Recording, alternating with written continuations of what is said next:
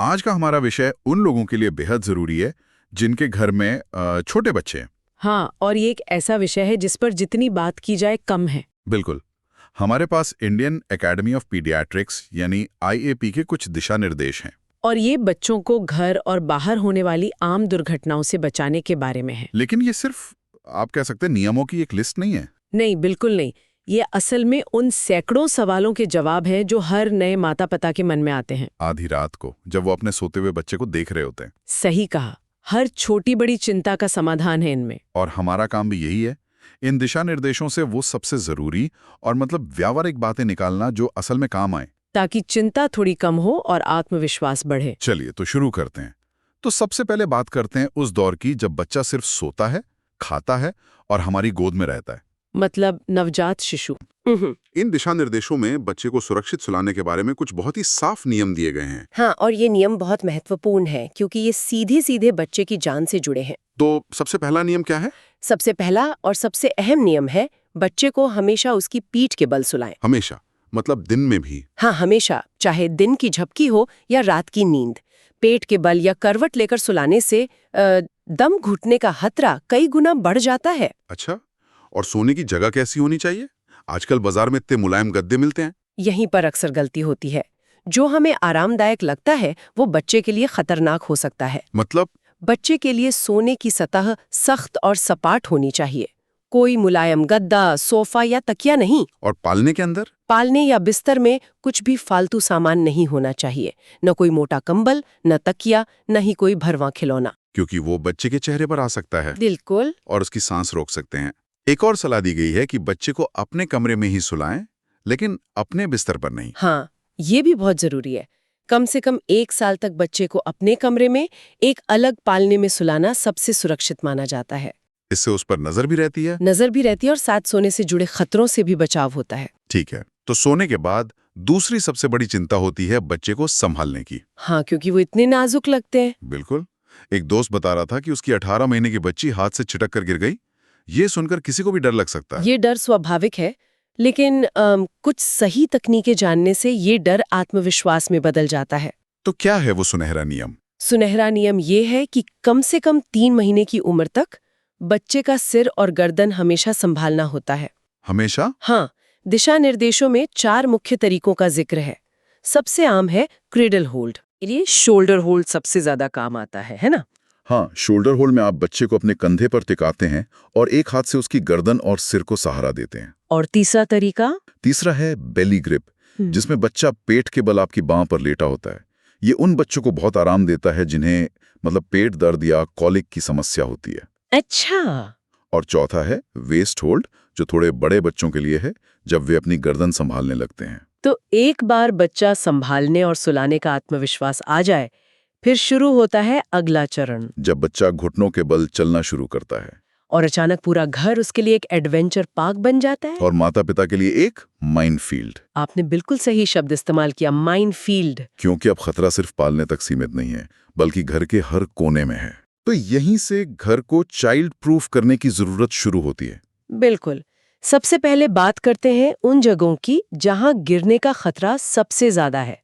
सीढ़ियां, बालकनी और खिड़कियां। हाँ, सीढ़ियों पर तो गेट लगाना ही पड़ता है। जैसे ही बच्चा चलना शुरू करे, सीढ़ियों के ऊपर और नीचे सेफ्टी गेट लगाना अनिवार्य है। और बालकनी? आजकल की ऊंची इमारतों में ये सबसे बड़ी चिंता का विषय है। बालकनी की दीवार इतनी ऊंची होनी चाहिए कि बच्चा उस पर चढ़ ना सके। और ग्रिल का डिजाइन मतलब? आईएपी इस बात पर खास जोर देता है कि ग्रिल में आड़ी मतलब हॉरिजॉन्टल सलाखें ना हो। अच्छा, क्योंकि बच्चे उन्हें सीढ़ी की तरह इस्तेमाल कर सकते हैं। बिल्कुल, वो उस पर चढ़ सकते हैं।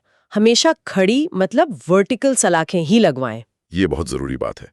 अक्सर लोग डिजाइन के चक्कर में सुरक्षा को नजरअंदाज कर देते हैं। खिड़कियों के बारे में क्या? ऊपरी मंजिल की खिड़कियों को या तो लॉक रखें या उन पर ऐसा गार्ड लगाएं कि वे 4 इंच से ज्यादा न खुलें।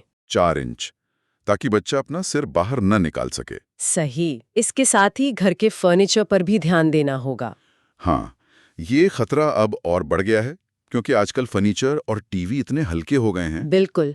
फ्लैट स्क्रीन टीवी को दीवार पर ठीक से माउंट करना या क्लैंप से कसना बहुत जरूरी है। और बुक शेल्फ या अलमारियां? उन्हें भी दीवार से एंकर करना चाहिए। बच्चे अक्सर दराज खींचकर उस पर चढ़ने की कोशिश करते हैं और पूरी अलमारी अपने ऊपर गिरा सकते हैं। तो घर की बनावट को सुरक्षित करने के बाद अब उन चीजों पर आते हैं जो घर के अंदर हैं, जैसे बिजली के स्विच। हाँ, ये लगभग हर बच्चे की कहानी है। उन्हें छेद और बटन जैसी चीजें बहुत आकर्षित करती हैं। और वो बार बार स्विच ऑन ऑफ करने में मजा लेते हैं। ये उनकी सीखने की प्रक्रिया का हिस्सा है।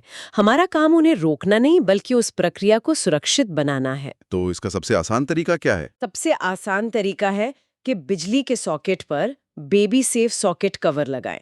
ये आसानी से मिल जाते हैं और बहुत कारगर होते हैं। ठीक है। और साथ ही बच्चों को सिखाएं कि गीले हाथों से किसी भी बिजली के उपकरण को न छुएं। और जैसे जैसे बच्चा बड़ा होकर चीजों को पकड़ना और मुंह में डालना सीखता है, एक नया डर पैदा होता है, चोकिंग और पॉइजनिंग का। सोर्स में एक घटना का जिक्र है कि कैसे 1 साल का बच्चा एक गोली निगलने ही वाला था। ये वो उम्र है जब बच्चे अपनी दुनिया को स्वाद से पहचानते हैं।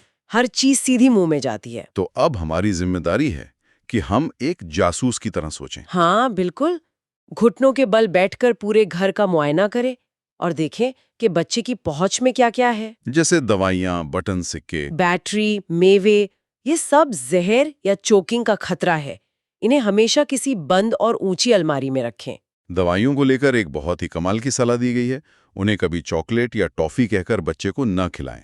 ये एक शानदार बात है, क्योंकि अगर आप ऐसा करते हैं तो बच्चे के मन में वो एक कैंडी के तौर पर दर्ज हो जाती है और मौका मिलते ही वो उसे खुद खाने की कोशिश करेगा। बिल्कुल।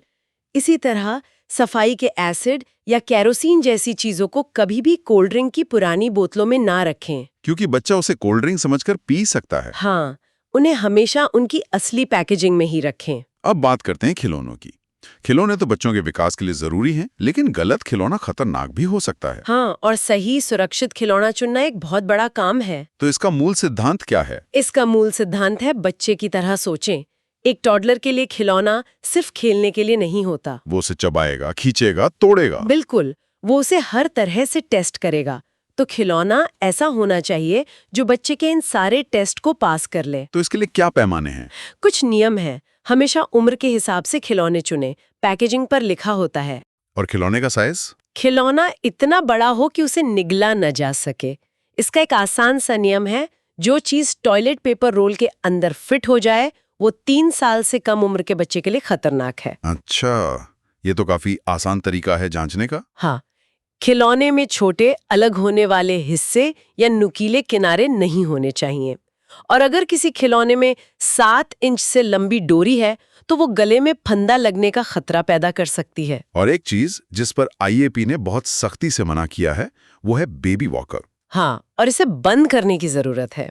हमारे यहाँ ये बहुत लोकप्रिय है, लेकिन ये बच्चे को चलना सीखने में कोई मदद नहीं करते, बल्कि उसकी मानसिक पेशियों का गलत विकास करते हैं। सही। और सबसे बड़ी बात, ये बहुत खतरनाक है।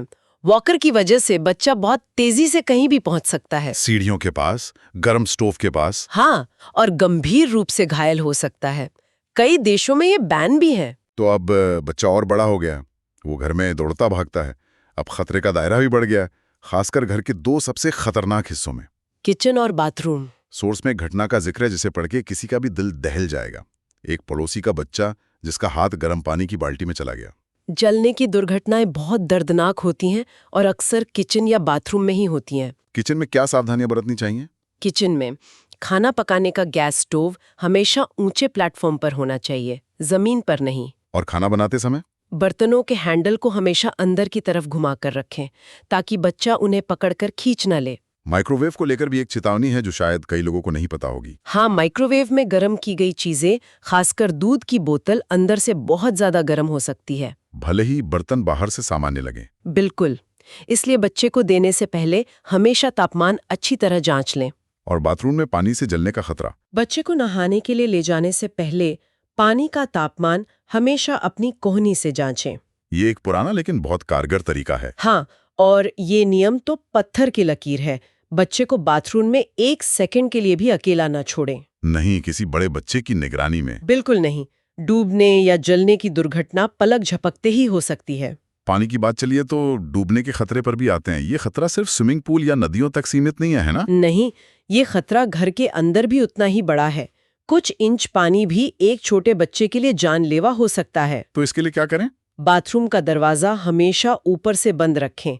अगर पानी की बाल्टियां भरकर रखनी है तो उन्हें हमेशा ढककर रखें और बाथरूम का दरवाजा बाहर से बंद कर दें। और छोटे बच्चों वाले घरों में बाथटब से बचना ही बेहतर है। हाँ, ये एक अच्छा पॉइंट है। और घर के बाहर जैसे स्विमिंग पूल या किसी नदी झील के पास। और लॉक हो जाए। और झीलों या नदियों के पास बच्चों को हमेशा लाइफ जैकेट पहनाएं, भले ही उन्हें तैरना आता हो। और तैरना सिखाना कब शुरू करना चाहिए? आमतौर पर 3 से 5 साल की उम्र के बाद बच्चों को तैरना सिखाना शुरू कर सकते हैं।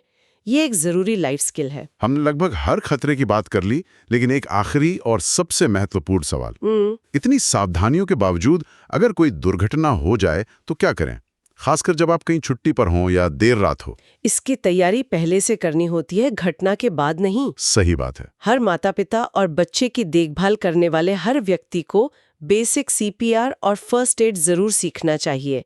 ये जीवन बचाने वाला कौशल है। और इमरजेंसी नंबर्स? अपने फोन में और घर में ऐसी जगह पर इमरजेंसी नंबर लिख कर रखें जहां से वे आसानी से मिल जाएं। और अस्पताल के बारे में? पहले से पता करके रखें कि आपके घर के पास कौन से ऐसे अस्पताल हैं जहां बच्चों के लिए 24 घंटे आपातकालीन सेवाएं उपलब्ध हैं। क्योंकि हड़बड़ी में सही जगह खोजना मुश्किल होता है। बिल्कुल। तैयारी करने से घबराहट के समय आप सही और शांत दिमाग से निर्णय ले पाते हैं। तो इन सभी बातों का सार क्या है? इतनी सारी चेतावनियां सुनकर शायद कुछ लोगों को डर लगे। हाँ, ऐसा लग सकता है कि बच्चे को एक बुलबुले में बंद करके रखना पड़ेगा। लेकिन इसका मकसद बिल्कुल भी डराना नहीं है। असल में ये बिल्कुल उल्टा है। सुरक्षा की ये उपाय पाबंदियां नहीं, बल्कि ये आजादी की नींव है। आजादी की नींव। हाँ, जब माहौल सुरक्षित होता है तभी बच्चा खुलकर अपनी जिज्ञासा को पूरा कर पाता है। बिना किसी डर के अपनी दुनिया को खोज पाता है। बिल्कुल, वो सीखता है और बढ़ता है। ये बच्चे को बांधना नहीं, बल्कि उसे उड़ने के लिए एक सुरक्षित आसमान देना है। आपने बहुत खूबसूरत बात कही। ये सावधानियां बच्चे को रोकने के लिए नहीं, बल्कि उसे बिना रोक टोक आगे बढ़ने का हौसला देने के लिए हैं। आखिर में सोचने के लिए एक सवाल छोड़ जाते हैं। हम बच्चों को वास्तविक खतरों से बचाने और उन्हें जरूरत से ज्यादा सुरक्षित रखकर, मतलब ओवर प्रोटेक्टिंग करके, उनकी सीखने की प्रक्रिया में बाधा डालने के बीच एक सही संतुलन कैसे बना सकते हैं?